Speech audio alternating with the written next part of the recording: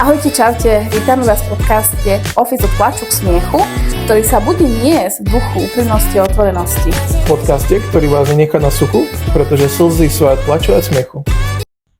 Ahojte, čaute, vítajte pri našej druhej epizóde, kde hlavnou našou témou bude to, čo zažíva každý z nás minimálne raz v živote, a to je pohovor. Či už sa pozrieme na to, ako samotní uchádzači, keď sme nastupovali do nejakého zamestnania, ale pozrieme sa na to, aké to je, keď my vykonávame tie pracovné pohovory a čo všetko sa môže stať v rámci tých pohovorov, ako to vnímame po tých rokoch aj my. Ahojte, nechcel som nepretrhnúť tú šnúru, ktorú išla, takže ahojte. A išlo to dobre, preto som tam ani sa nezdravil, že nevstupujem do toho. To som rada potom. A ďakujeme, vidíte, za tú našu prvú epizódu, za nejaké tie pozitívne ohlasy. A dúfame, že aj touto epizódu sa to kúsok vylepší. No, bol tam aj komentár jeden, takže na ňo odpovieme asi takto, že sami nevieme, čo to vyvolalo, takže ostáva takéto otvorené, hej, že bola tá vtipná situácia, takže slečne, ktorá to komentovala, tak taká odpoveď musí stačiť. Tak, nikto už na to nepríde, nikdy, čo sa presne v tej električke stalo, ale pevne verím, že to ešte niekedy zopakuje a potom budeme vedieť. Presne, že čo bol druhý moment. Tak, dobre. No, ako často chodíš na pohovory, Adam? Akože už som sa priznal dneska, že kde som bol a nechcem to povedať. Môžem to vidieť. Tak bol si minimálne jedenkrát, že si na pohovor. Chcel by si ešte zažiť, ísť niekedy na pohovor? Nie, už dvakrát by bolo veľa. Tak, ja ja som bol, asi nepamätám. A tak ja to nemôžem, že vyberiem si to dobre a nechodím hore dole. Máš dobre, niektorí uchádzači idú práve, bože, aj 20-30 krát na pracovný No poznám známych, čo akože mi príde ich život tak výzva, že stále niečo nové si nájsť, takže chápem niečo ako hra Sims, takže to ja nie som veľmi fanúšik toho celých, takže... Vieš čo, keď zver, ja milujem tie pohovory, keď vidíš, že keď to človek povie, že no bolo nás tam ďalší 20, boli sme v jednej miestnosti a čo sa ťa spýtali, nestihli, poslali nás domov. No, je to také. Chodiť v dnešnej dobe na pohovory je určite zaujímavé. A hlavne, keď človek si hľadá, že v akom odbore by sa zamestnal.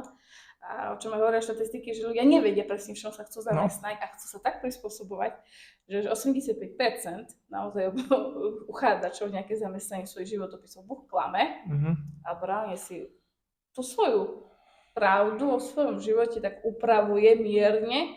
No, tak veľa vlastností ľudia vedia dať na papier, ale vlastne v realite to pravda nie je, akože tak chápem. Tak, samozrejme. Keď sa chceš páčiť, to je, vieš, ísť na pohovor, to je ako prvé rande. Tak mi to príde také, že niečo tam dám, aby som lepšie to pôsobilo podľa mňa. Aj keď to možno pravda nie je. Tak je to tak. Ale vezmi si aj, jak ideš na svoje prvé rande. No, tiež preskračuješ svoj život. Presne. Keď sa nahodíš. A ešte keď to je cez známku, tak máš fotku a realitu, hej, takže... No to je tiež to má.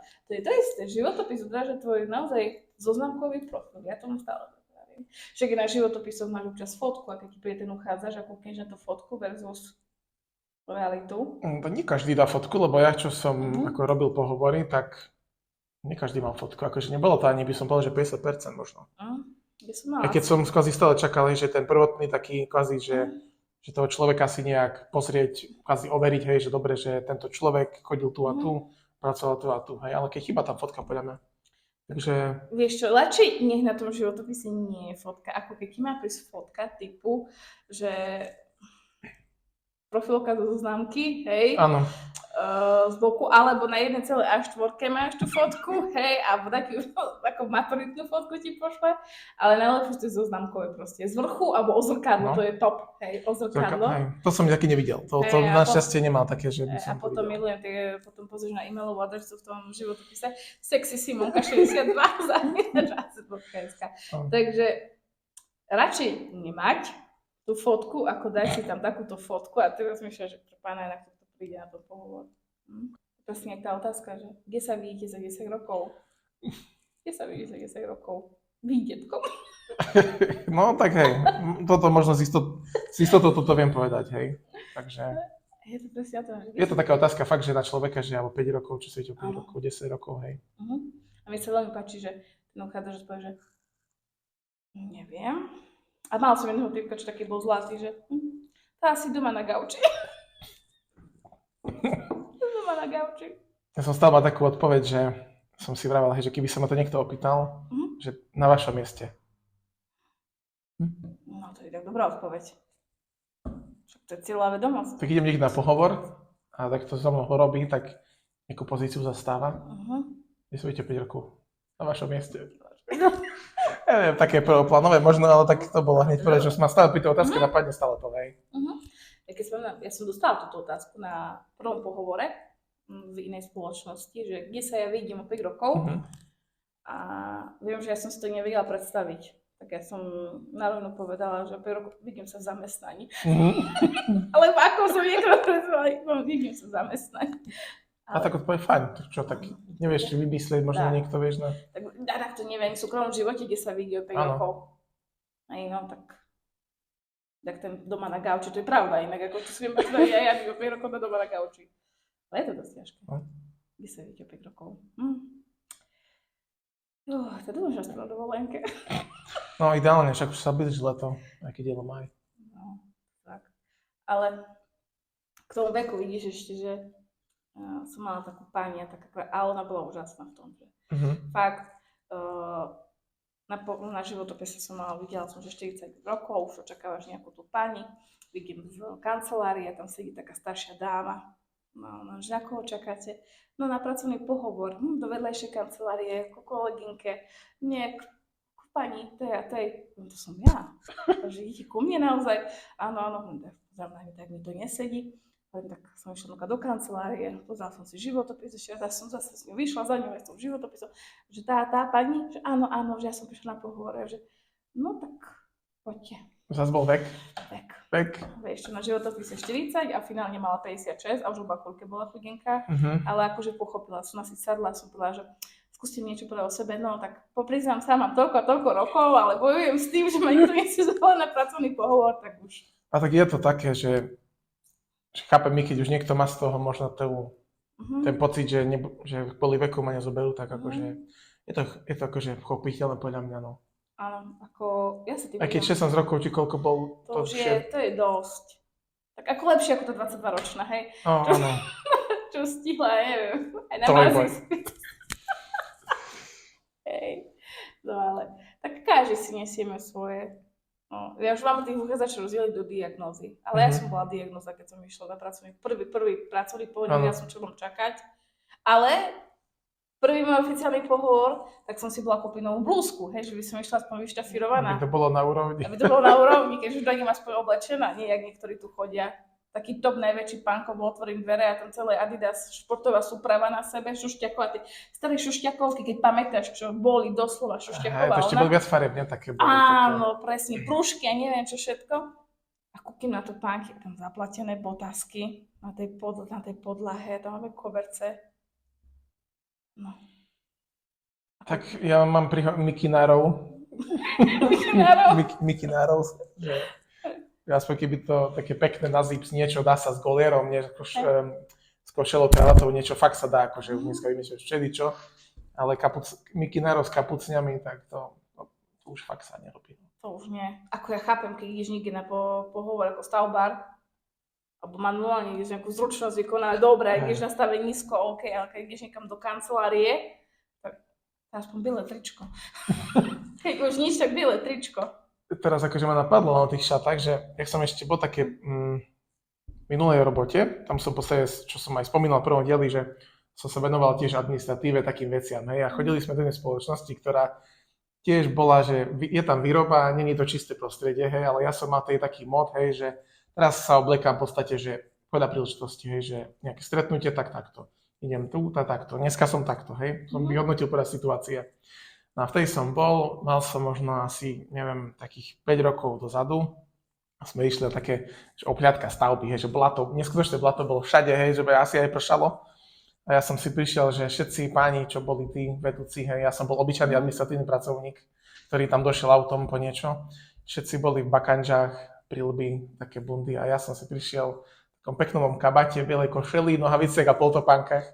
Tak hneď povedali, že pán Stečák, vy sa nehodíte na to, čo robíte, vy by ste mali vedúci pracovník byť. Takže ja som zišiel do blata s poltopánkami, hej.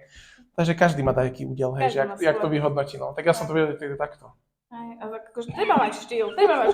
Moja známa mi raz povedala, že mala tiež tak pohovor, neskutočne pršalo hrozné kaluže, ale chcela mať tip-top topánky. Takže došla akože s riadom luždenicou v topánkach, ale došla aspoň ako in.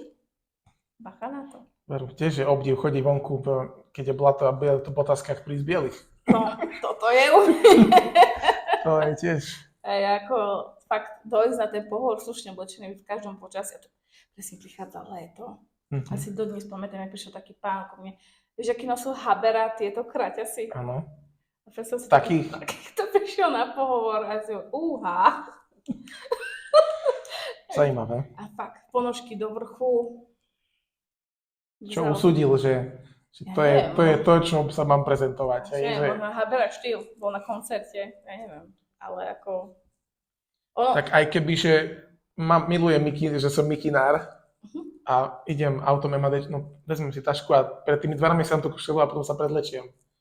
A akože už keď tak zastávam, že chcem byť na stop tej mikine. Rovno aj si žehličku, vieš, takú s sebou, dobre si je tu vyžehli, si vieš. Áno.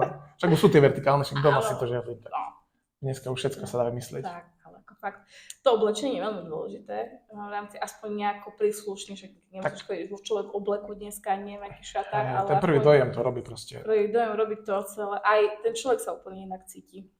Aj keď nechodím, neviem, ako poobliekaná, aby som zapadla. Aj by som sa cítila ja pohodlne, keď sedím, ale aj nejako vyzerá, ale na ten pohovor tak treba prísť ako... Nebrať to tak, že teraz som na záhradke, tu som dačo rúbal, som sekal, odbehnem si. Alebo také, keď som už pri tom oblečení, taký najväčší trapas som mala, akože, ale podľa mňa ten človek mal nejakú diagnózu. Som nezistila, určite mal. To bolo tesne po covide, tie prvé také tie pohovory, ktoré sa navolávali. A to, že ľudia boli zvyknutí byť doma. Hej? A strašne lialo. Volala som uchádzačovi, že kde je, máme dohodnutý 11. pohovor a on, že žiaľ Bohu prší, on sa nemôže dostaviť, lebo on nechce zmoknúť, ale môžem prísť ja k nemu domov, akože není problém. Je pojazdný pohovorový voz. A teraz zostane šokou, takže môžete prísť k mne domov. Tak jemu to vadilo, tebe nemôže. No tak to už si človek nevyberie, že kto príde, hej, tak to je ten... Tak. To je to čaro tých celých pohovorov. Nie, nikdy nevieš, každý deň niečím prekvapí. Preto má byť rozdelených, vieš, že tých ľudí ako... Najkrajšia podľa mňa diagnóza je mamička. To je najmilšia diagnóza. Buď mamička dohodne pracovný pohovor, alebo mamička príde na pracovný pohovor. Tak teraz sú tie pozície, že virtuálna asistentka, tak to mi to príde, hej, že pomôžem všetkým aj navolať pohovor, že môžeš ísť. Tak, ale fakt, to je doslova virtuálna asistentka. Lebo raz jednu kočku som prevolala, už dobrý deň.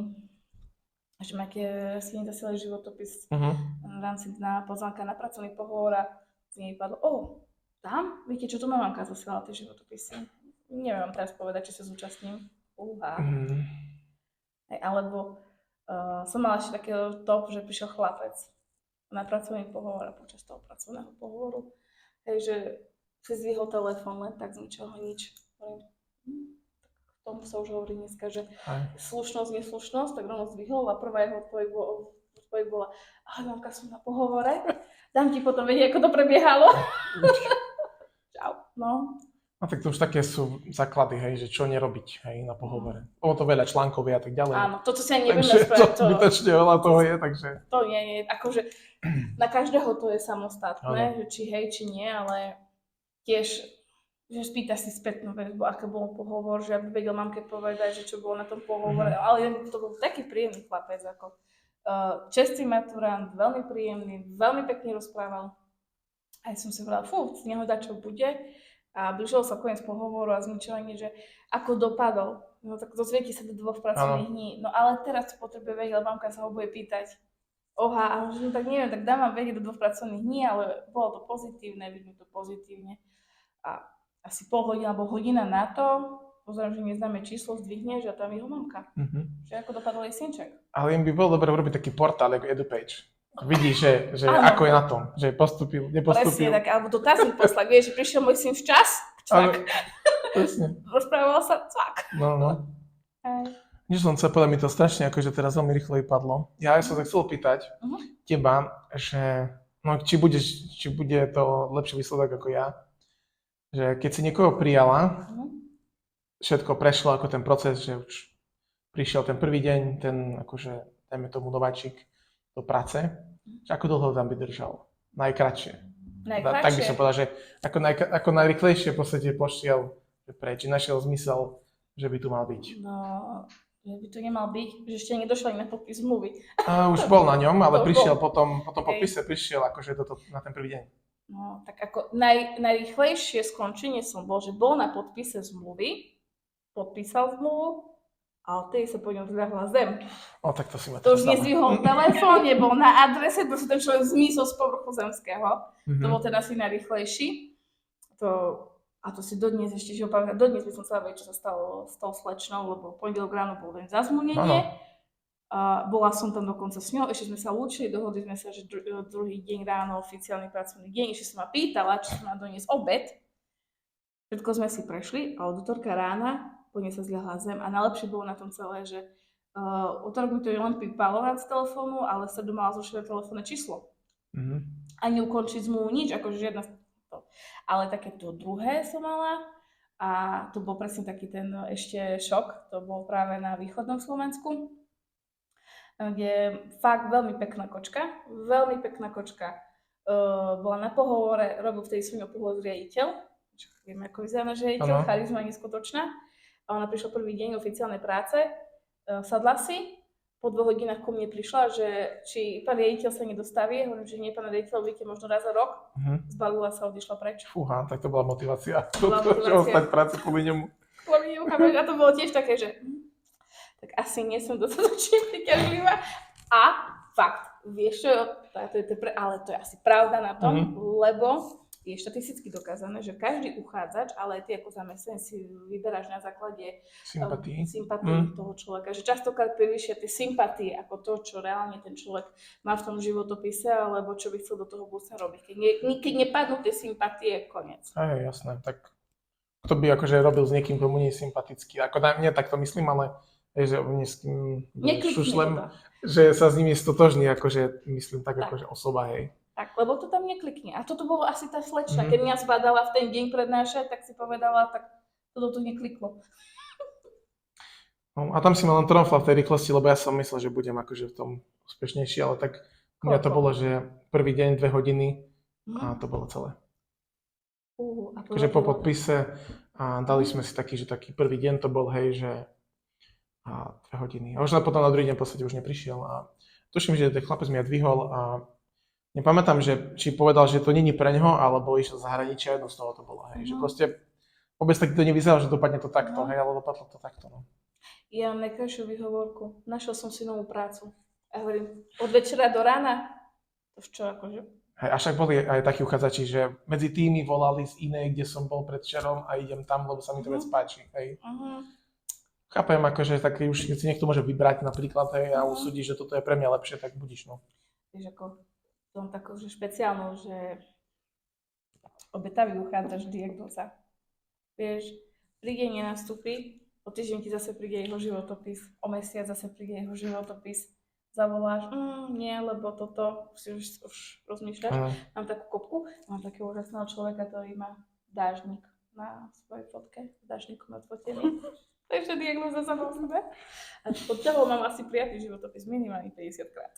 Hej, a to boli aj akože tiež Košice, ten pán, on stále tak zaslal, nie tak pravidelne, ale tak zaraz za pol roka, alebo za kvartál jej zaslal.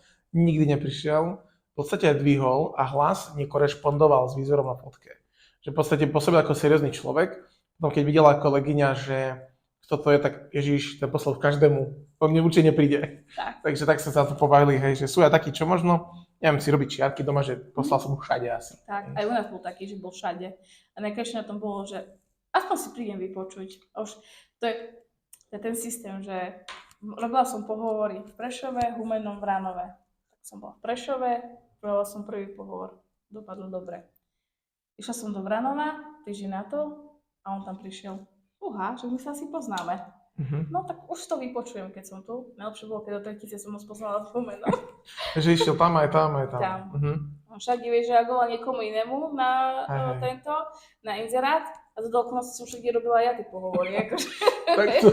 A potom som zistila, že bola aj v Košiciach, no tak to je obetavý uchádzač. Proste veľmi rád si chodí vypočuť všetky kolegynky. neviem, možno čakal nejakú inú informáciu, že by niečo oslovilo, to už neviem. Možno iný zárobok, že toľko neponúkame, dobre. Aj tak tiež otázka, koľko chcete zarábať. A platím hypotéku toľko, aspoň toľko. A vieš, že si povieš, tak minimálne náklady, ako minimálna mzda je toľko, a tebe stačí len toľko, tak asi to nie je dobré. Tak sú uchazači, čo to tak, že majú jasne dané, hej, že idem si za tým, že koľko chcem, a je taký, čo možno z minulej práce mu to stačilo, hej, takže by si išiel za tým. Tak ideálne. Tak. Ja som si tak spomenula, že to má takého veľmi zlatého uchádzača. Pýtaš sa stále, že čo zažil v minulosti, čo plánuje do budúcna a prečo by som ho mala prijať. Tak pozrel na mňa, že on nevie. Ale keď ho príjmem, uvarí mi tú najlepšiu kávu. Dobre, najlepšiu kávu. Ja som ho aj prijala. A až potom na tretí povedal, že on nevie robiť kávu, v živote nerobil kávu. No, takže... to vidíš, že kávu neurobil. Neurobil kávu. Preto potom aj odišiel do 2 týždňov. Neurobil kávu. A možno sa hanbil, že nevie variť kávu. Ale ľudia sú ochotní si všetko vymyslieť, čo dokážu, hej. Všade bol, všetko videl najlepšie a zľahne sa zem o 2 dní, alebo nakoniec príde tu a nevie, ani zapnú počítač. A je toto, že taký, že ten typ, že kecalek, že všetko, ak ty bavíš, tak to také, že tak to aj dopadne, aký je tam ten prejav. Ako sa zneškatujú každého, kde som ukecaný, však predtým, jak sme tu začali točiť, tak sa dá, že nikdy to nedotočíme, lebo neprestane mi huba akože tlakať. A teba by som chcela na pohovore. Takže... Teba by som chcela na pohovore. To sú presne tie pohovory, ktoré netrvajú 30-40 minút, ale trvajú 1:15. Hej, tak preto si hovorím, že som pozrel tak na čas, nie, že koľko hodina som už... Teraz odbila hodina, kedy som už doma chcel byť. Takže asi to nevidia opäť, takže... Ale u nás to je ako pravidelnosť. Mesačne z toho, že keď my sa dvaja stretneme, že by som bola v rozumnom čase doma, že by som sa mohla aj navečerať. Väčšinou v takom čase, že spiem, že už je dosť neskôr na večer, idem spať. No, čiže takto. No. A čo zažívate vy na tých pohovoroch, by nás zaujímalo? Môžete sa podeliť v komentároch. Môžete sa podeliť v komentároch, že čo ste zažili vy na tých pohovoroch, pretože veľa vecí je takých, ktorých ako reálne my máme zažitých, ale až časom si človek povie, že takto to bolo asi. No tak sám som vravel, že si nič nepamätám a pritom dačo som si len pamätal z tých pohovorov, že čo sa stalo. No. Aký bol najrýchlejší? No najrýchlejší nie, bo to väčšinou trvá tak klasicky, ale... Tak bacha, ja som mala 5-minútový pracovný pohovor, ty si nemal? 5? 5-minútový pracovný pohovor. O čom to bolo? Volám sa tak a tak a... Dobrý deň, prišiel sadol si a hovorím, viete, kde sa nachádzate? Sociálne poisťovni? Nie. Nie je sociálna poisťovňa? Nie. Dobre, tak dovidenia. Som si pomýla budovu. Prečo sa jej Mari, či to nebolo z toho, že z SLSP, ale možno, že to bol iný kolega, ale tiež také, že bolo to rýchle, že inštitúcia bola iná, ako bola dohodnutá, takže... Cestovná agentúra ste? Áno, cestovná agentúra. Hej, kam cestujete? Ale zdravotná poisťovňa. Čo viete o našej spoločnosti? A hej, čo viete o našej spoločnosti? Kde sa nejako pripravíš na ten pohovor? A mi sa páči dnes takého typa, že zaseknutý, neviem. Ani cek nevedel o našej spoločnosti a z neho iba jedine vypadlo. No, že ste. No, že ste. A tak sme. No. Ale to mi máte vypovedať, kto ste. A sú aj také, hej, že či už ste počuli o našej spoločnosti, napríklad, tak to povie, ale tak a povie, že nie. Keby som, že počul niekto, že viete, čo je McDonald's? Nikdy som to nepočul. Akože to bol taký príklad, že extrém, ale akože tak myslím. Ale je to tak. Že už keď idem niekam, aj keby som šiel do autoservisu Bosch, tak si prečítam, kam idem aspoň. Tak viem, že robia, že to je servis a že existuje a že je. A že poznám to. Áno, poznám to. Samozrejme, že to poznám. Aj keď to nepoznám, ale poznám to. Ale vieš, tak raz som čítala, že keď chceš filtrovať uchádzača, máš im dávať dotazník. A jak čaká, tak vieš, že zoberieš don't by som dať nejaký dotazník. A tak raz som to vyskúšala, že ja kreslím dosť často platové podmienky, aby si ten človek vedel, pozeral na to a v čase tam píšem aj potom percenta. Raz jednému hovorím, no a z toho máte toľko percent. Takže dostanete koľko?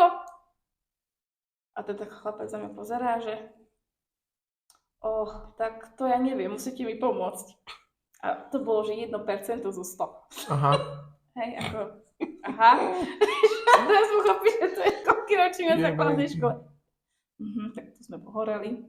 1% zo 100. Ale sa nečutujem, že povedať, nevedeli rátať, lebo my sme mali také školenie. Nie, škola v prírode, ale bolo to na Liptove, takže bola tá príroda. A mali sme nejaké zadanie a medzi tým zadaním ako prerušenie koncentrácie bola malá násobilka. 4 riadky, hej, príkladov. A to zarazilo človeka ako keď 2x2. 9 alebo 3. A tak, hej, ale akože všetky som príklady dal, ale bolo to prvotných 30 sekúnd, že koľko to je, hej, 7x7, Pane Bože, kedy som to počul naposledy. Takže chápem, no, tak možno bol v väčšom strese. My som v strese neboli, hej, ale aj tak som to ťažko vyrátal. Keď som videl to množstvo a tú hanbu, ktorú si môžem spôsobiť, že to nevyrátam dobre, takže... Takže to bol radšej, môj motiv bol to vyrátať dobre za tých 5 minút, či 2 minúty, koľko sme to mali, 2 minúty. Takže... Áno, sú tie situácie, že ja sa niekedy pristihnem v nejakých tých situáciách, že za ním tak neviem porozmali. Ale viem, že zažívam kopec. Má tiež uchádzača na pohovore a že ja sa pýtam, či zdajú ľudia vodu, však mám čbádnik. Hej. A chlapec, nemám svoju. A napil sa. Až v poriadku. A to môžem doliať vám, a už mi lial. No čo by si srandu za mňa? Ja som mal kávu, akože som núkal kávu a pani vyťala z termosky svoju kávu. Ale to bolo akože nie pohovor, to bolo na takom, že stretnutí. Mám svoje. Tak Harryho Pottera. Mám svoje. Mám svoje. V oblaku bol Ronald, že mám svoje. Myslíš, že tam mala kávu? To snáď áno. Tak prišla akože, asi auto nebola, ale tak necítil som vôňu, neviem. Ja som zažila raz, že... To nebol bod, neviem. Aby nám to lepšie išlo, mi povedal klient. Že aby nám to Sprúha, asi tak. Lebo nemáte niečo lepšie? Dáte si, ešte otázka, dáte si vodu, kávu, čaj. Nemáte niečo lepšie? No tak, pod pultovku. Jablkový džus. No ale... také som nemal, až také náročné neboli. Ani uchádzači. Väčšinou skončí pri vode. Áno, ale väčšinou nechce nikto nič. Ako, keď už niekto povie, že voda, tak to... Tak, ale väčšinou nikto A pri jednom som mal tak, že vodu, že asi neviem, či nie 4 poháre išlo s sebou, také 2-decové, 3-decové. Vodu 5 minút, keď sa, ešte by som si dal. Minúta, ešte by som si dal. Ešte aj pred obchodom by som si dal. Akože v pohode, akože máme tam akože vodu, tak to je problém. Tam kuskovalo, pohár vody stále kuskoval tú debatu, hej, že ešte vodu by som si dal. Ešte môžem poprosiť.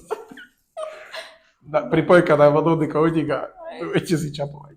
To je ešte najväčšia hrozba stretnutia. Keď niekto povie, že dal by si horúci čaj.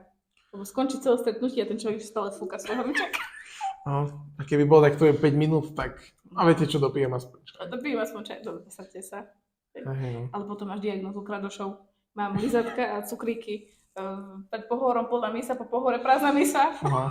Tak aspoň keď je nastúpiť, aspoň si zober cukríky, dúfam, že poslúžili. Ale dobre sú to cukríky. Ale tak inak s tým čajom, tak podľa mňa možno tu je fajn dať čaj, lebo ten človek má čas a uvoľní, vieš, že ten čaj bude minimálne 10 minút piť. Čaj sa núka na návšteve, teda nenúka na návšteve, ne, aby odišli skôr. Tak. A nerobím to, nikto nepije čaj, ani v zime, málo čo. Ale tak sa väčšina robí, ne? A ja vždy núkam čaj. Ja som tak dobrá hostiteľka. Že chceš byť tak dlho boli. Ja som dobrá hostiteľka. Ristretto vám stačí. Žiadne lungo, latte, u teba nedostanem, hej? Nie, dostane, to len tak ma napadlo s tým čajom. Ja by nemysleli, že teraz by návštevy nemám. Ale napríklad, ja čo u návštevy, to je pre mňa taká tá návšteva, keď príde a spýtam sa, že čo si dajú a ešte ani nedokončím vetu, ale vypadne z ich odpovede, vínko si dám. A ja som sa chcela spýtať na vodu, alebo kávu, alebo čaj. Akože v práci, hej? Nie, to je akože taká, aj tuto, že keď sa stretneme kolegyne, alebo dačo také. Jasné. Dám si vínko. Aj tá návšteva, keď príde, dám si vínko. A moja prvá otázka znie, vieš, také hlavy, čo by som sa načo opýtala, že a dopiješ celú fľašu, lebo víno neviem otvárať kvôli jednému poháru celé víno. Áno. To mám rád, keď boli online tie hovory cez COVID, alebo ešte aj teraz takedy, hej, že my sme boli tu a kamoši boli tam a oni, že chcú si pripiť, hej, a hovorím, že ja nič nemám. A oni, vážne? Nič nemáš? No nemám. Nemám teraz o 11. kúpiť niečo, ako kam na pumpu. Jo, ale tie online pohovory úžasné boli.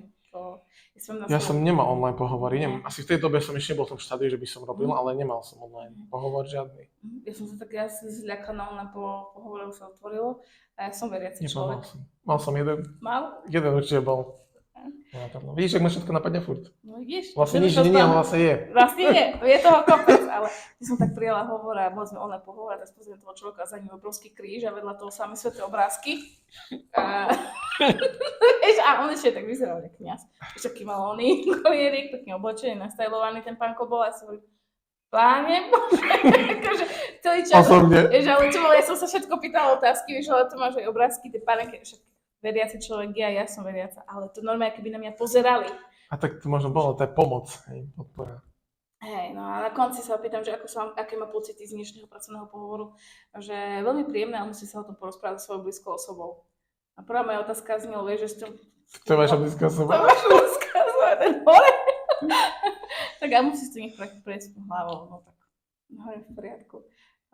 Ale musím vypustiť ja už otázku z pracovných pohovorov, že ako ste sa cítili na dnešnom pracovnom pohovoru. Dostal veľmi zvláštne odpovede. Hej. A pritom to nie je taká ťažká otázka, nie? Nie je to ťažká. Ja sa pýtam dosť často vaše pozitívne a negatívne vlastnosti. Pozitívna, tak jeden chlapec, to už sme si prešli, viem plakať na povel, viem sa smiať na povel, a tretí ani viem o tom nikomu nepovedať, to je akože oh my god, ale jeden taký, že vaše negatívne vlastnosti, som nudný. Že jak sa to prejavuje v práci, si chceli, že jak to prejavuje v práci, že je nudný. Tak môžete so mňou vonku a zistíte to. Budeme spolu sedieť vedľa. Budeme spolu sedieť vedľa ticho, jak introverti a budeme pozerať na hviezdičky. Hej, sú aj takí, aj takí. Takže ja sa aj pozriem, či mám ešte niečo také. Som si pripravila pár odsekov, tak som nezabudla na niektorých tých svojich, ale mám ich ešte kopec, ale to asi nehodí sa do tohto dielu. To bude po 10. nie? Po 10. hodine. Alebo na tomto. Som smial doma s touto Monikou, že obsah bude potom na platenom. Už aj ona pozná, čo je hero, hej. Takže sa na to smejem, že OK, to ešte to netreba také veci robiť. Hej, ale tak fakt, lebo niektoré veci sú už by boli doplateného, lebo keď si som robila pohovory hlava, nehlava. A to keď robíš, že voláš všetkých, máš zo všetkých zdrojov, tak to ti príde rôzna skupinka. A ešte jeden čas mi chodili priamo z úradu práce, lebo posielali z úradu práce. A to chodilo denne. To znamená, že po pečiatky, po všetko. Ja som si prešla všetkým možným, takže niektoré sú fakt také, že už bol možno aj činným humorom. A nechcem od takých ľudí chodiť na pohovory, pretože na tých pohovore práve, že dobre, a treba sa aj uvoľniť, ale niektorí sa až práve uvoľnili. Tak možno vieš, človek sadne a si myslí, že môžem, ale skôr to bude o povahe, keď tak, hej, že... Tak aj to, čo ľudia často povedali, však mala som na východe 55-ročného pána, jak celkom slušný celý pohovor a čo očakávate od tejto práce? Že si konečne nájdem druhú manželku. Ja som tiež akože bol... Také pohovory sa dá dostať. Ja neviem, akým zákon sveta som sa dostala do jednej bratislavskej firmy na pohovor, celá zameraná na IT sektor. Ma posadili do takej miestnosti s ďalšími 3 chlapmi, dali nám počítač pred oný a že mala som tam vyplniť nejaké dotazníky v nejakom programe práce. V živote som ho nevidela. Ja som jediná sedela, oni všetky ťukali a ja som rozmýšľala, čo to vlastne robím. Jak to dopadlo? Dopadlo to tak, že potom prišli, čo majú všetci vyplnené, všetci prikývli, všetci to akože odoslali na ten mail, ja som jediná zostala sedieť, lebo som nemala čo poslať. A potom prišiel za mňou, že čo sa deje, ako ma pomôcť, že ja neviem, či som sa ocitla na správnom pracovnom pohovore, alebo čo sa tu deje. A on taký, no tak ukážte, čo máte vyplnené a hovorí ako svoje meno. A on hovorí, tak asi nie si náhodou, myslím, že nie. Dodnes neviem, jak som sa tam dostala. Najväčší trapas, že som ešte odchádzala z tej firmy, že asi to som ich v živote neozvú. A neozvali sa. Nie, tak ako tiež poznám ľudí, čo chodia, že akože keby baví ma to chodiť, že baví ich chodiť na ten pohovor. Bol som aj tu. A skoro zobrali ma do Bržiny všade, hej. A však dobre, tak to je pohovor pozitívna osoba. A tak to nie, no. Vieš, čo treba, známa, viem, že teraz bola po Lidli. Sa pýtajú, či viete, čo je za firmu, blablabla, a potom na konci pohovoru, že či vie, do akých projektov sa zapojila tá firma. Tá predná obchodná sieť. Tak nevedela, takže pohorela, aby mi prijali ďalej. A hovorím také, že už Lidl má také požiadavky, a my musíme mať také požiadavky. Hej, tak viem, že zbierajú akože nejaké potraviny, stále košík, ale projekty, aj Iriska robili určite. Oni zobrali. Lidl. Ale a práve sa to lebo či máš vyššie zdatnosti, skúsenosti, tým menej máš akože sa ťažšie dostať. A mi sa páči akože strašne zvučka Lidlu, ale takto. Co som si spieval v Lundínskom metre, keď bola znielka, že práve sa dopeklo chrumkavé pečivo, či jak to bolo, hej. Presne, sponzorujeme tu Lidlu. Polka ľudí dneska že pôjde do Lidlu. No dobre teda. No tak skúste sa nám podeliť, čo vy ste zažili na pracovnom pohovore. Čo si myslíte, že podľa vás je nevhodné alebo vhodné na tom pracovnom pohovore? Budeme radi, ak nám napíšete vaše skúsenosti, čo ste vy zažili. Prípadne čo by ste preferovali ako, neviem, by som povedal, že oblečenie, hej, že aké máte a tak ďalej. Či máte nejaké skúsenosti s tým, či už ste akože účastník pohovoru bol, alebo ten, kto ho robil, hej, napríklad. Budeme radi za každý váš dotaz. Nájdete nás buď kľudne pod týmto videom, zanechajte komentár, prípadne na našej priamo mailovej adresy, takisto bude v popisku dole pod týmto videom, alebo kľudne nás nenahajte im kontaktovať práve na Instagrame. A neviem, či si spomínala, že vtipné príhody nech zašľú, keď aké mali. Spovedala? No asi, viete, čo neviem. Neviem. Keď áno, ale vtipné príhody to uvítame určite, lebo to je na tom, čo sa vieme pobaviť. Tak, a keď sľubujem, že ak vy nám dáte nejaké tie vtipné príhody, my vyťahneme tie najvtipnejšie, čo máme, z čo sa určite zasmejeme a veľmi verím, že to bude potom zaujímavá časť. Presne, lebo musíme sa niesť slogane od plaču k smiechu, takže tie vtipné príhody tam musia byť. Tak ďakujeme za dnešnú pozornosť, že ste vydržali do konca. Veru. A prajem vám ešte pekný zvyšok dňa. Pekný deň, ahojte. Ahojte. Ahojte, čaute, vítame vás v podcaste Office od plaču k smiechu, ktorý sa bude niesť v duchu úprimnosti a otvorenosti. V podcaste, ktorý vás nenechá na suchu, pretože slzy sú aj plaču a smiechu.